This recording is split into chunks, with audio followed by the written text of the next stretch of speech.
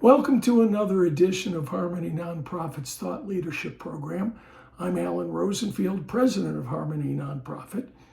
In this edition, we're going to focus on best practices when communicating with donors.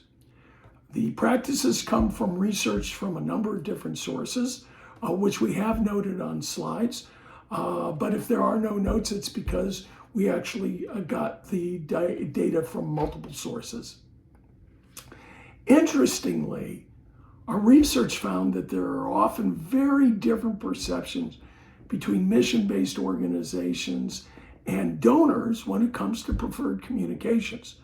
So we wanted to do a quick review and provide 5 key points that can lead to better communication skills, which should lead to better donor commitments and donor retention. Let's get started. Number 1. It's widely understood that most donors prefer email as their primary source of communication. However, what it seems to be misunderstood is that donors want to correspond with a person, not just an entity. Charitable giving in all of its forms comes from an emotional connection, and that doesn't happen when your communication is just with some entity. Number 2, emails need to be concise. Have a single call to action. Too many needs, too many requests lead to non-action. This may mean that you need different emails for different types of donors. Maybe it's based on their different interests, but trying to cover everybody in a single email has shown to lead to much lower results. Number 3, your donors need to empathize.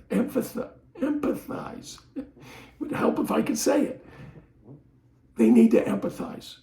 Speak about the impact your organization is having due to their contributions, using examples with real people and actual stories whenever possible. Provide donors with tangible results. It's absolutely critical. They need proof that donations in combination with your organization's work is actually getting significant results. Number 4, don't talk to, correspond with your donors.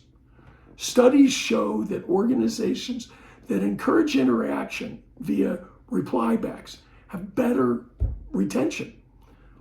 One great way to get this kind of interaction is to encourage reply backs by asking for feedback. And finally, and most importantly, say thank you. A late thank you is better than none, but not much better. A follow-up with a thank you needs to be timely so that the donors feel appreciated.